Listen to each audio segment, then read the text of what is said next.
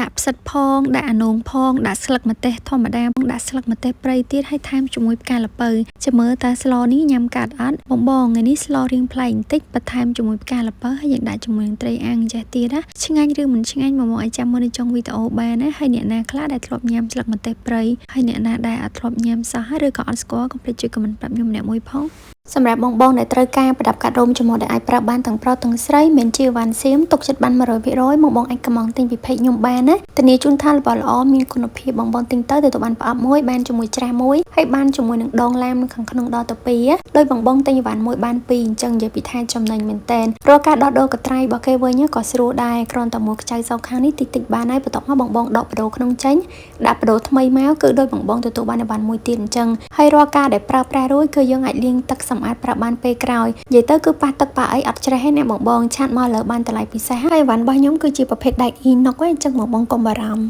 ថ្ងៃនេះមកពីផ្សារបានជាមួយនឹងបន្លែបងទាយមើលថាបន្លែទាំងអស់នេះខ្ញុំយកមកស្លអីគេនិយាយទៅអ្នកធ្វើម្ហូបគ្រាន់ឃើញប៉ុណ្ណឹងក៏ដឹងបាត់ហើយថ្ងៃនេះបានជាមួយនឹងផ្កាល្ពៅទៀតនិយាយពីថាល្អមែនតែនផ្កាល្ពៅត្រួយល្ពៅអីសិតតែឆ្ងាញ់ទាំងអស់ហ្មងមានជាមួយនឹងម្ទេសព្រៃមានជាមួយនឹងស្លឹកម្ទេសហើយមានជាមួយនឹងល្ពៅមានជាមួយនឹងអានងមួយមុខនេះគឺដឹងតែឆ្ងាញ់ការល្ពៅទៀតនិយាយពីថាឈ្ងុយឡើងប្រហើរក៏អូបមែនតែននេះវិញមានជាមួយផ្សិតមានជាមួយតឡាចនិយាយពីថាគ្រប់ចិត្តសបកល្ពៅហើយលាងឲ្យស្អាតចឹងមកខ្ញុំចិត្តជាដុំតូចបែបនេះសម្រាប់ស្លប្រហើរដាក់ដលងក៏បានដាក់ត្រាវក៏បានដាក់ល្ពៅក៏បានប៉ុន្តែខ្ញុំចូលចិត្តដាក់ល្ពៅជាងគេឆ្ងាញ់ណា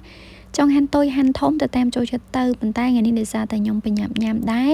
ចឹងហើយខ្ញុំហាន់ជាដុំតូចបែបនេះបងស្លប្រហើរខ្ញុំអត់សូវចូលចិត្តដាក់គ្រឿងទេប៉ុន្តែថ្ងៃនេះគឺស្លដាក់គ្រឿងម្ដងដោយសារតែថ្ងៃមុនម៉ាក់ក៏ស្លទៅដាក់គ្រឿងដែលធ្វើខ្លួនឯងជួយឈ្ងុយខ្លាំងមែនតែនចឹងហើយថ្ងៃនេះក៏មកដាក់គ្រឿងដែរតឡាចវិញខ្ញុំហាន់ជាចំណិតស្ដើងបែបនេះបានជាមួយនឹងតឡាចខ្ចីអញ្ចេះទៀតណាជាពីថារសជាតិឡើងឈ្ងុយឡើងផ្អែមតែម្ដងបន្លែប្រហើរយើងដាក់អីក៏បានដែរប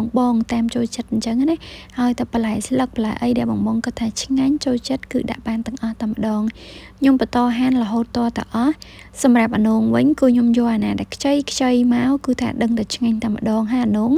យើងកោសសបកចឹងមកមិនចាំចិត្តវាអស់ទេកាលណាចិត្តអស់ពេកវាលែងឆ្ងាញ់ចឹងណា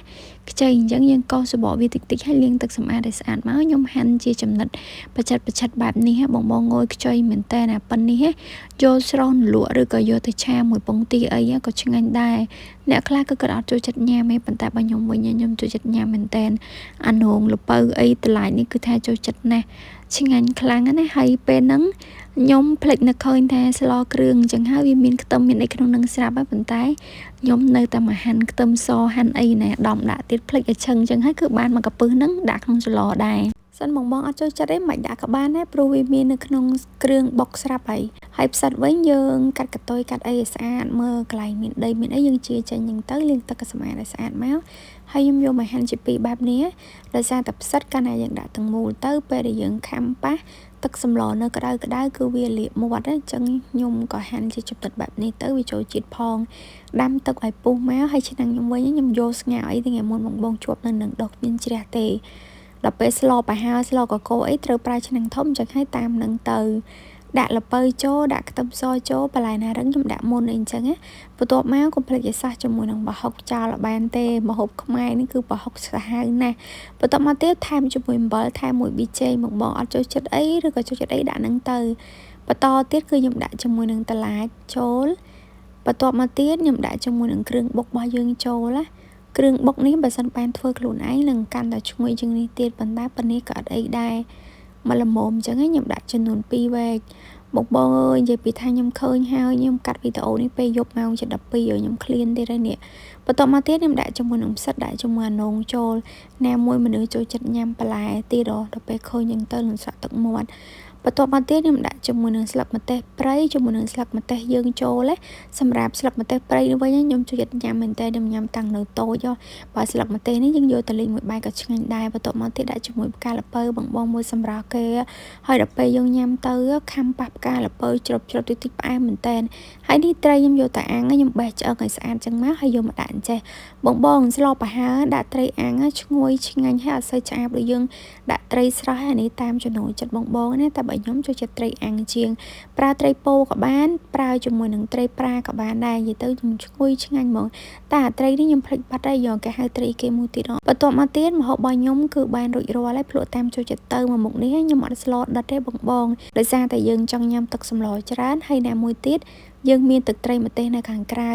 បើសិនជាបងចូលចិត្តវីដេអូនេះកុំភ្លេចជួយ like page like វីដេអូនេះម្នាក់មួយឬក៏ share ទុកធ្វើញ៉ាំអីក៏បានដែរនិយាយទៅងាយមែនតើហើយម្ហូបរបស់នេះ